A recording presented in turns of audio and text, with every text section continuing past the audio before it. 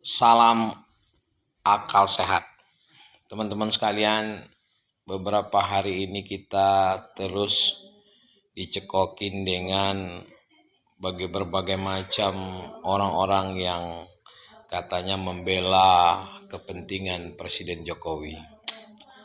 Teman-teman sekalian, miris sekali karena di antara mereka yang menyatakan ini adalah orang-orang yang secara akademis adalah orang-orang yang kita anggap sebagai tempat kita berguru. Tapi luar biasa, begitu mereka ini melihat ketidakwajaran yang terjadi politik saat ini di Indonesia. Bagaimana Gibran diloloskan, ya, padahal sudah melanggar bukan perundang-undangan, undang-undangnya dirubah, segala macam kode etik dilanggar, dan MK juga melanggar kode etik, ya. Ketua MK melanggar kode etik dan KPU melanggar kode etik, dan banyak kali penipuan-penipuan di dalam persekongkolan jahat untuk bagaimana mereka ini bisa memenangkan pemilu. Luar biasa. Bansos yang melebihi 400 triliun digelontorkan di luar kewajaran. Bahkan kita melihat bagaimana presiden turun tangan langsung memberikan bansos di depan istana. Ini luar biasa. Teman-teman sekalian, di mana-mana masif, ya kan? Segala macam kecurangan jelas nyata. KPU melakukan kecurangan dengan beralasan error dan sebagainya, ya. Bawaslu yang tidak peduli, segala macam ini adalah bentuk kecurangan. Bahkan dengan enteng ada seorang pakar, namanya Pak Margarito, dengan terang-terangan, saya akannya membela, pasti orang-orang yang menggugat tentang kecurangan pemilu ini akan kalah. 1000 kali saya yakin. Maka teman-teman sekalian, ini memang luar biasa. Persekongkolan yang dahsyat, yang luar biasa. Saya hanya memberi semangat kepada kita yang hari ini masyarakat dalam keadaan yang luar biasa. Hanya orang-orang yang gila saja mengatakan keadaan negara ini baik-baik saja. Hanya orang-orang yang gila. Kenapa orang-orang yang gila mengatakan keadaan negara baik-baik saja? Ya, di saat masyarakat menangis karena harga beras yang melonjak tajam, di saat segala harga-harga mengikuti beras ini lagi, ya, cabai dan sebagainya yang melonjak tajam, ya, uang sekolah anak-anak yang terus meningkat, ya, dan segala macam BBM yang naik, segala macam problematika masyarakat, ya.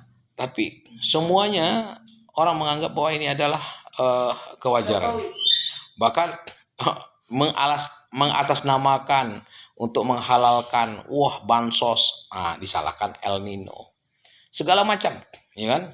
Bahkan ada yang berani membela, seandainya beras mahal marah, beras naik marah, tapi kosmetik naik tak marah, macam-macam yang naik nggak marah. Gila tak kita ini sudah mulai error, ya kan. Teman-teman sekalian, seluruh ini bersepakat. Keadaan Jakarta banjir, ya, cuek-cuek saja. Dahulu kalau Pak Anies yang memimpin Jakarta, banjir dikit aja, Pak Anies pagi siang malam, selalu dipelorotin, diceritakan, difitnah dan segala macam. Sekarang di tangan Heru, Jakarta banjir sekian hari, pada diam aja semua. TV-TV seolah-olah tidak bisa memberikan suara keadilan lagi untuk masyarakat. Maka teman-teman sekalian, hari ini kita hanya yakin satu hal. Ketika kita semua meyakini kezoliman ini pasti akan dibalas oleh Allah Subhanahu wa taala. Dan orang-orang yang zolim, nanti saatnya mereka akan tahu bahwa Allah adalah zat yang maha kuasa. Allah yang menentukan keadaan. Allah Subhanahu wa taala memberikan kepada mereka istidraj. Istidraj ini saat mereka bersenang-senang dengan segala penipuan mereka. Di saat DPR senang-senang, Yakin dia, ketawa dia, ya kan? Mendengar hak angket aja mereka ini sudah ketawa karena mereka sudah sepakat. Baru terdengar katanya satu orang DPR disogok dengan 10 miliar untuk supaya tidak apa namanya mendukung hak angket. Gila ini. Ini negara memang sudah terang-terangan.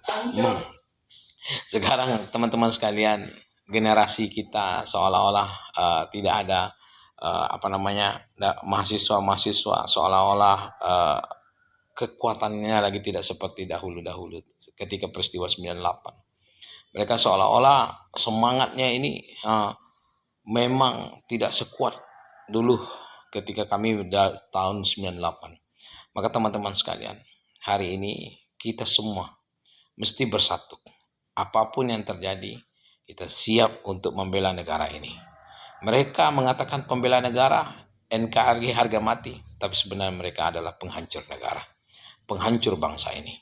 Kita yang betul-betul ingin bagaimana bangsa ini memiliki pemimpin yang adil.